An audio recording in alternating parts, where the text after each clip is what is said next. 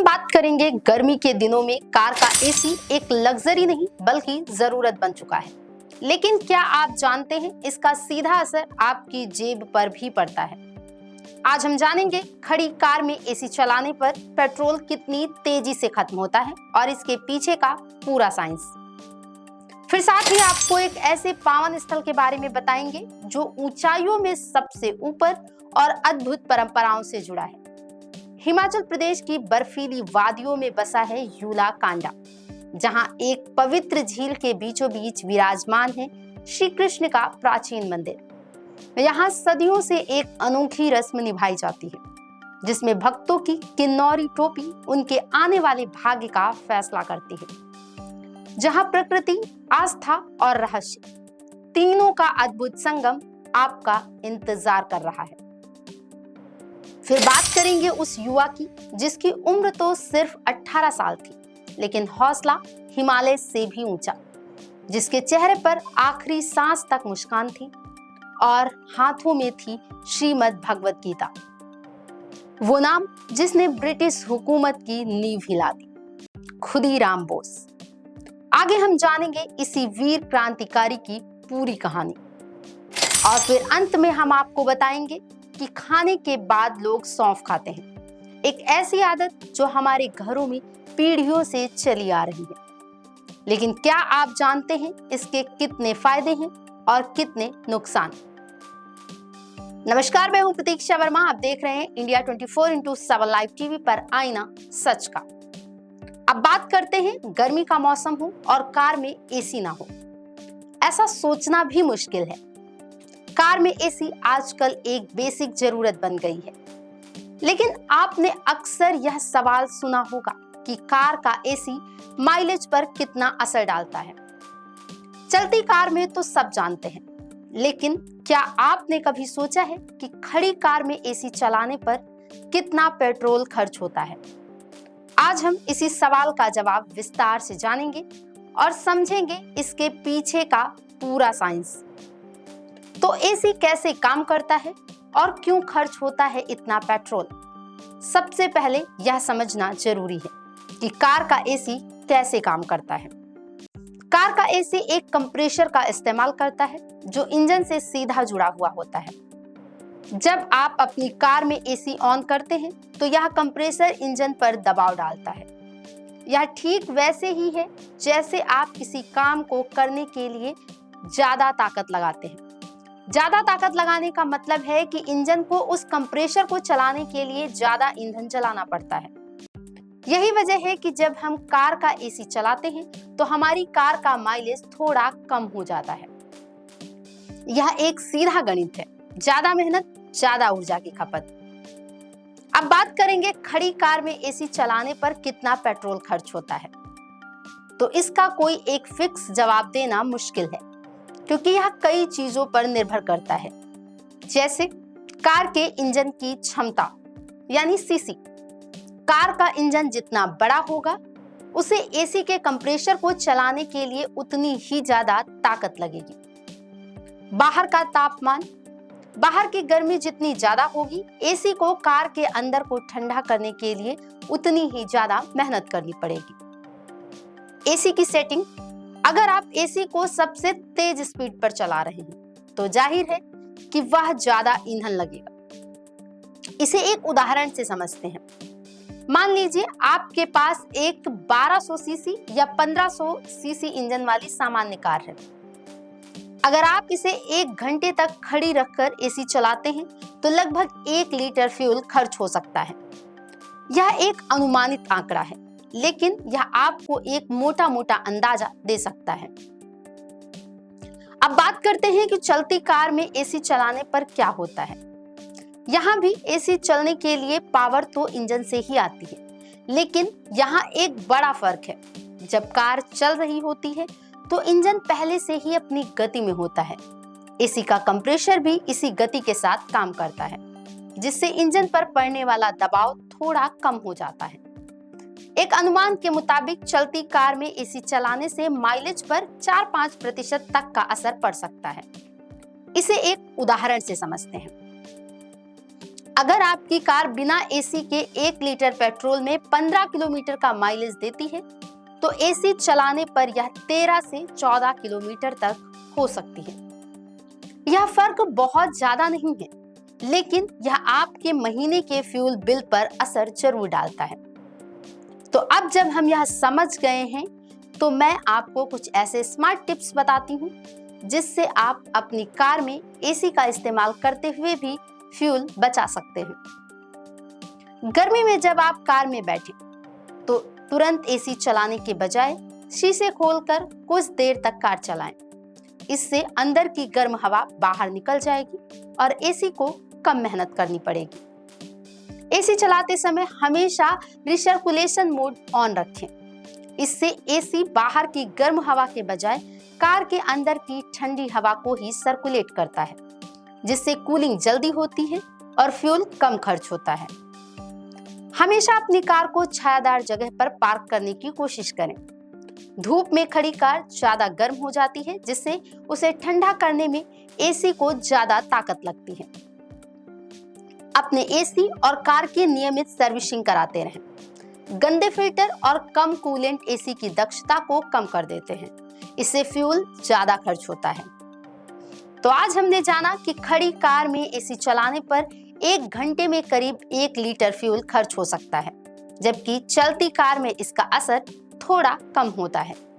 यह जानकारी हमें बताती है कि एसी का इस्तेमाल समझदारी से करना कितना जरूरी है।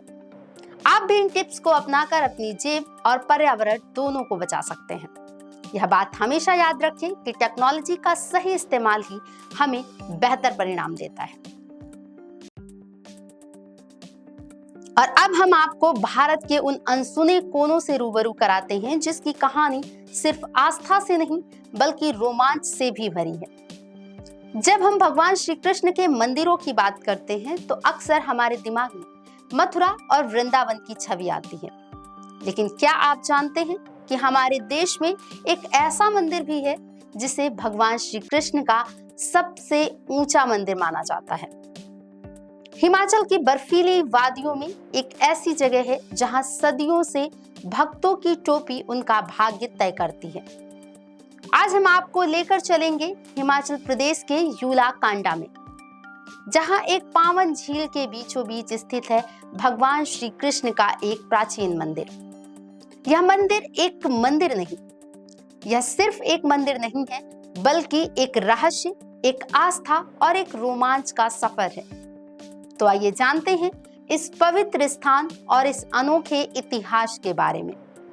यह अद्भुत मंदिर हिमाचल प्रदेश के किन्नौर जिले के यूलाकांडा में स्थित है। समुद्र तल से करीब 12,000 फीट की ऊंचाई पर बना यह मंदिर असल में एक छोटी सी झील के बीचों बीच है। मान्यताओं के अनुसार इस मंदिर का निर्माण पांडवों ने अपने अज्ञातवास के समय किया था। कहते हैं कि इसी पर्वत पर पांडवों ने एक रात विश्राम किया था और यहीं पर युधिष्ठिर ने भगवान श्री कृष्ण का ध्यान किया था, जिसके बाद भगवान ने उन्हें दर्शन दिए थे। इसी वजह से यूलाकांडा को स्वर्ग का द्वार भी कहा जाता है। यहाँ श्री कृष्ण की एक छोटी सी मूर्ति है, लेकिन भक्तों का कहना है कि उसमें अनंत शक्तियां समाहित हैं। यहाँ पहुंचते ही मन में एक अद्भुत शांति का अनुभव होता है। इस मंदिर की सबसे बड़ी खासियत और रहस्य इस झील से जुड़ा है। यहाँ की जन्माष्टमी सिर्फ एक त्योहार नहीं बल्कि एक अनोखा उत्सव है, जिसका इतिहास बुशहर रियासत से जुड़ा है। इस उत्सव का सबसे दिलचस्प हिस्सा है किन्नौरी टोपी से भाग्य आजमाना। जन्माष्टमी के दिन यहाँ के भक्त एक किन्नौरी टोपी को उल्टा करके झील में डालते हैं। यह टोपी एक तरह का भाग्य परीक्षण है। अगर टोपी बिना डूबे तैरते हुए दूसरे छोर तक पहुंच जाती है तो माना जाता है कि आपकी सभी मनोकामनाएं पूरी होंगी, आपका भाग्य आपका साथ देगा और आने वाला साल खुशियों से भरा होगा। लेकिन अगर टोपी डूब जाती है तो इसे अशुभ माना जाता है। यह इस बात का संकेत होता है कि आने वाला समय आपके लिए कष्टदायक हो सकता है। यही वजह है कि यहाँ केवल किन्नौर के ही नहीं बल्कि शिमला और दूसरे जिलों से लोग अपना भाग्य आजमाने आते हैं। इस झील की परिक्रमा करना भी बहुत पवित्र माना जाता है, क्योंकि कहते हैं कि इससे इंसान के सभी पाप धुल जाते हैं। अब बात करते हैं कि आप इस पवित्र और खूबसूरत जगह तक कैसे पहुंच सकते हैं। यहाँ तक का रास्ता थोड़ा मुश्किल है, लेकिन आपकी आस्था और रोमांच का जुनून इसे आसान बना देगा। यहाँ पहुंचने का सबसे अच्छा और सीधा रास्ता है, आप दिल्ली के ISBT से सीधे रिकोंगपियो के लिए बस ले सकते हैं। HRTC और वोल्वो दोनों बसें उपलब्ध हैं। इसका किराया करीब 900 रुपए से 1400 रुपए तक होता है। यह सफर 18 से 20 घंटे का है। फिर सबसे पास का रेलवे स्टेशन शिमला है। दिल्ली से कालका और फिर कालका से शिमला की टॉय ट्रेन का सफर करीब 10 घंटे का होता है। शिमला से आपको बस लेकर रिकोंगपियो जाना होगा, जो कि 230 किलोमीटर दूर है और इसमें 6-7 घंटे लगते हैं। इस पूरे सफर का कुल किराया लगभग 1200 रुपए से 1500 रुपए तक का हो सकता है। सबसे पास का एयरपोर्ट शिमला एयरपोर्ट है, जहां फ्लाइट्स थोड़ी लिमिटेड हैं। एक बार जब आप रिकोंगपियो पहुंच जाते हैं, तो वहां से आपको यूला गांव के लिए शेयरिंग टैक्सी मिल जाएगी। यह 36 किलोमीटर का सफर है, जिसका किराया 200 रुपए से 250 रुपए के बीच होता है। यूला गांव ही वह जगह है जहां से 14 किलोमीटर का पैदल ट्रैक शुरू होता है। इस ट्रैक पर जाने से पहले आप रियोंगपियो या फिर लीपा गांव में रुक सकते हैं। लीपा गांव में आपको 500 से 700 रुपए में होम स्टे मिल जाएगा, जबकि रिकोंगपियो में 800 से 1200 रुपए में होटल या हॉस्टल मिल सकते हैं। ट्रैक पर जाने से पहले एक दिन आराम करना बहुत जरूरी है, ताकि आपको ऊंचाई से जुड़ी कोई स्वास्थ्य समस्या ना हो। खाने के लिए लीपा में आपको राजमा चावल, पहाड़ी रोटी और घी वाली खिचड़ी जैसी पारंपरिक चीजें मिलेंगी। ट्रैक पर अपने साथ ड्राई फ्रूट्स, ग्लूकोज और ORS जैसी चीजें जरूर रखें। तो यह थी हिमाचल के यूलाकांडा में स्थित भगवान श्री कृष्ण के सबसे ऊंचे मंदिर की कहानी। एक ऐसी जगह है जहां आस्था, प्रकृति और रहस्य एक साथ मिलते हैं। यह यात्रा सिर्फ शारीरिक नहीं, बल्कि एक आत्मिक यात्रा है, जो मन को शांति और आत्मा को ऊर्जा देती है। अगर आप भी प्रकृति और आध्यात्म का अनूठा संगम देखना चाहते हैं, तो एक बार इस सफर पर जरूर निकलें। आज हम एक ऐसे ही युवा क्रांतिकारी की बात करने जा रहे हैं, जिसकी उम्र भले ही कम थी, लेकिन जिसका हौसला हिमालय से भी ऊंचा था। आज हम उनके बलिदान को याद कर रहे हैं। तो सोचिए, सिर्फ 18 साल की उम्र में एक ऐसा युवा जो अपने जीवन को खुलकर जी सकता था, उसने देश की आजादी के लिए हंसते हंसते फांसी का फंदा चूम लिया। उनके चेहरे पर कोई डर नहीं था, कोई शिकन नहीं थी, बस एक गौरवपूर्ण मुस्कान थी और हाथ में थी श्रीमद् भगवत गीता।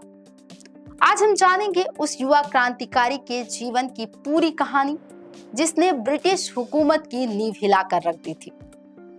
खुदीराम बोस का जन्म 3 दिसंबर 1889 को पश्चिम बंगाल के मिदनापुर जिले के एक छोटे से गांव हबीबपुर में हुआ था। उनके जीवन की शुरुआत ही संघर्षों से भरी रही। वे अपने माता पिता की इकलौती संतान थे और उनकी 3 बहनें थीं। बहुत कम उम्र में ही उन्होंने अपने माता पिता को खो दिया, जिसके बाद उनकी बड़ी बहन ने उनका पालन पोषण किया।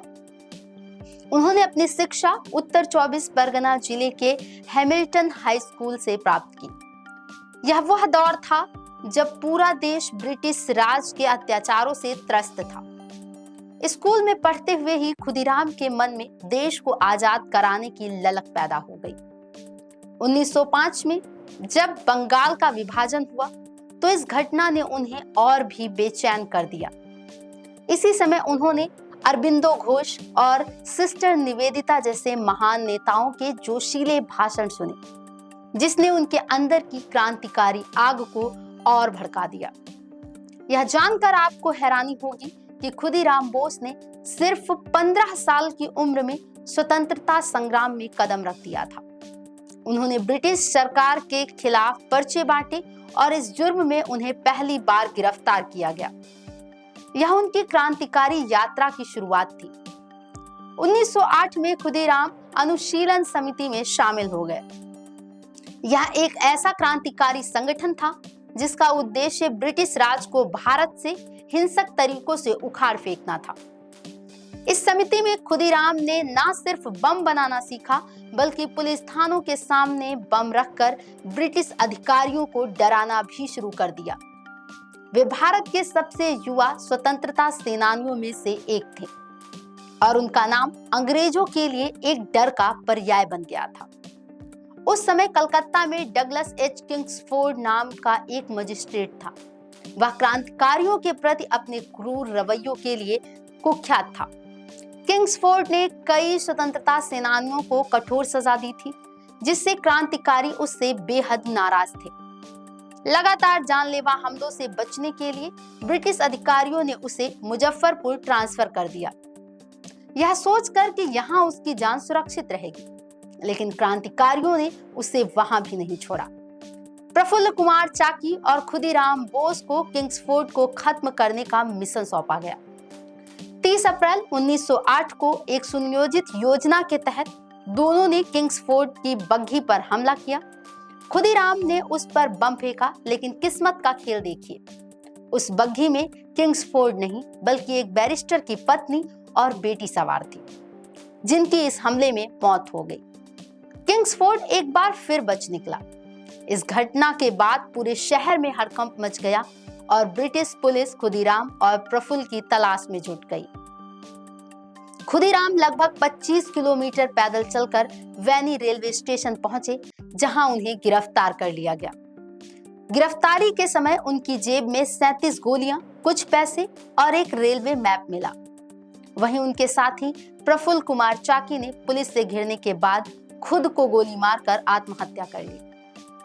खुदीराम बोस पर मुजफ्फरपुर पुलिस स्टेशन में कई मुकदमे चलाए गए। इन मुकदमों और लंबी सुनवाइयों के बाद उन्हें मौत की सजा सुनाई गई। 11 अगस्त 1908 को 18 साल के युवा खुदीराम को फांसी दे दी गई। वे भारत के उन सबसे कम उम्र के क्रांतिकारियों में से एक बन गए जिन्हें ब्रिटिश सरकार ने फांसी दी थी। उस दिन खुदीराम बोस का हौसला देखकर हर कोई हैरान था।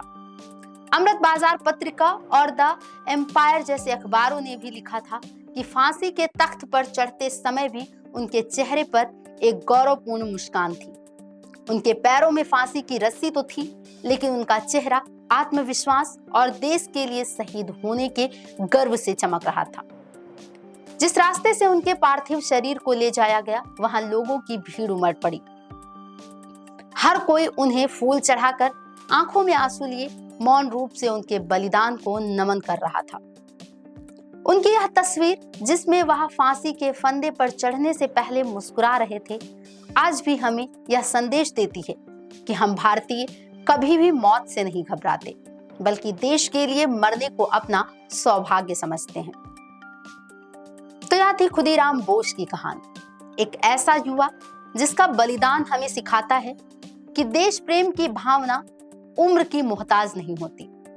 उनकी शहादत ने न सिर्फ कई और युवाओं को आजादी की लड़ाई में शामिल होने के लिए प्रेरित किया, बल्कि यह भी साबित कर दिया कि भारत के क्रांतिकारी किसी भी कीमत पर देश को आजाद कराने के लिए तैयार थे। आज हम खुदीराम बोस के बलिदान को याद करते हैं और उनके दिखाए रास्ते पर चलने का संकल्प लेते हैं। यह कहानी सिर्फ इतिहास का हिस्सा नहीं, बल्कि हमारे गौरव और साहस का प्रतीक है। और अब हम बात करते हैं, खाना खाने के बाद अक्सर आपने देखा होगा कि लोग सौंफ खाते हैं। यह एक ऐसी आदत है जो हमारे घरों में सदियों से चली आ रही है। लेकिन क्या आपने कभी सोचा है कि सौंफ को सिर्फ चबाने के अलावा पानी में मिलाकर पीना कितना फायदेमंद हो सकता है? अक्सर लोगों के मन में यह सवाल आता है कि सौंफ चबाना ज्यादा अच्छा है या सौंफ का पानी पीना। आज हम इसी सवाल का गहराई से जवाब जानेंगे। हम समझेंगे कि इन दोनों तरीकों से हमारी सेहत पर क्या असर पड़ता है और आपके लिए कौन सा तरीका फायदेमंद है। सौंफ, जिसे हम अंग्रेजी में फ्यूनेल सीड्स कहते हैं, भारतीय रसोई का एक अभिन्न हिस्सा। इसका इस्तेमाल सिर्फ खाने का स्वाद बढ़ाने तक ही सीमित नहीं है। आयुर्वेद में इसे एक शक्तिशाली औषधि के रूप में देखा जाता है। सौंफ में एसेंशियल ऑयल्स, फाइबर, विटामिन्स और मिनरल्स भरपूर मात्रा में होते हैं, जो इसे एक सुपर फूड बनाते हैं। पारंपरिक रूप से इसका उपयोग पाचन को सुधारने, शरीर को डिटॉक्स करने और कई छोटी मोटी बीमारियों में राहत देने के लिए किया जाता है। लेकिन सबसे बड़ा सवाल यही है कि इसे किस रूप में लिया जाए ताकि इसका पूरा लाभ मिल सके। सबसे पहले बात करते हैं सौंफ को सीधे चबाकर खाने की। यह तरीका तुरंत असर दिखाता है। जब आप सौंफ चबाते हैं तो इसके एसेंशियल ऑयल सीधे आपके मुंह में रिलीज होते हैं। इससे पाचक एंजाइम्स तुरंत सक्रिय हो जाते हैं। अगर आपने कोई भारी या तला भुना खाया है तो यह गैस, एसिडिटी और बदहजमी से तुरंत आराम देता है। सौंफ के एंटीबैक्टीरियल गुण मुंह की बदबू को तुरंत दूर करते हैं और सांसों को ताजा बनाते हैं। चबाने से आपको सौंफ में मौजूद फाइबर्स, मिनरल्स और ऑयल्स का पूरा फायदा मिलता है। यह शरीर में धीरे धीरे रिलीज होते हैं। इससे आपका पेट लंबे समय तक भरा हुआ महसूस होता है और यह वजन कंट्रोल में भी मदद करता है। इसे आप खाने के तुरंत बाद, सोने से पहले या जब भी आपकी सांसों में ताजा करने की जरूरत हो तब चबा सकते हैं। अब बात करते हैं सौंफ का पानी पीने की। यह तरीका शरीर को लंबे समय तक फायदा पहुंचाता है। सौंफ का पानी बनाने के लिए रात में 1 चम्मच सौंफ को 1 ग्लास पानी में भिगो दें और सुबह उस पानी को छान कर पी लें। सौंफ का पानी शरीर से टॉक्सिन्स यानी कि जहरीले पदार्थों को बाहर निकालता है। इसमें मौजूद डायूरेटिक गुण आपके लीवर और किडनी को स्वस्थ रखने में मदद करते हैं। यह पानी आपके मेटाबॉलिज्म को बढ़ाता है, जिससे कैलोरी तेजी से बर्न होती है। यह वाटर रिटेंशन को भी कम करता है और आपकी भूख को कंट्रोल करता है, जो वजन कम करने में बहुत मदद करता है। सौंफ में फाइटोएस्ट्रोजन नाम का एक तत्व होता है जो महिलाओं में मासिक धर्म के दर्द और हार्मोनल बदलावों को संतुलित करने में मदद करता है। डिटॉक्स होने से आपकी त्वचा पर प्राकृतिक निखार भी आता है। इसे सुबह खाली पेट पीना सबसे ज्यादा फायदेमंद होता है। आप इसे खाने से पहले या बाद में भी पी सकते हैं। गर्मियों में ठंडा सौंफ का पानी ताजगी के लिए बेहतरीन है। अगर हम निष्कर्ष पर आएं तो यह कहा जा सकता है कि दोनों तरीकों के अपने अलग अलग फायदे हैं। अगर आपको तुरंत पाचन में आराम, गैस या मुंह की बदबू से छुटकारा चाहिए तो सौंफ चबाना आपके लिए बेहतर विकल्प है। यह एक क्विक सॉल्यूशन है। अगर आपका लक्ष्य डिटॉक्स करना, वजन कम करना, हार्मोन बैलेंस करना या अपनी त्वचा को सुधारना है तो सौंफ का पानी पीना आपके लिए ज्यादा फायदेमंद होगा। यह एक दीर्घकालिक यानी कि लॉन्ग टर्म समाधान है। सबसे अच्छा तरीका यह है कि आप दोनों को अपनी दिनचर्या में शामिल कर सकते हैं। सुबह खाली पेट 1 गिलास सौंफ का पानी पिएं और दिन में या खाना खाने के बाद 1-2 चम्मच सौंफ चबा लें। अब इससे जुड़ी कुछ सावधानियां भी आपको बरतनी होंगी, जैसे एक दिन में 1-2 चम्मच से ज्यादा सौंफ का सेवन ना करें। गर्भवती महिलाएं सौंफ का सेवन करने से पहले डॉक्टर की सलाह जरूर लें। अगर आपको गाजर, अजवाइन या मोगवॉर्ट से एलर्जी है तो सौंफ से भी एलर्जी हो सकती है। तो सौंफ चाहे चबा कर ली जाए या पानी के रूप में, या आपके पाचन, वजन, हार्मोन और त्वचा सबके लिए एक छोटा लेकिन असरदार हेल्थ बूस्टर है। उम्मीद है आज की जानकारी से आपको यह समझने में मदद मिली होगी कि आपके लिए कौन सा तरीका सबसे बेहतर है।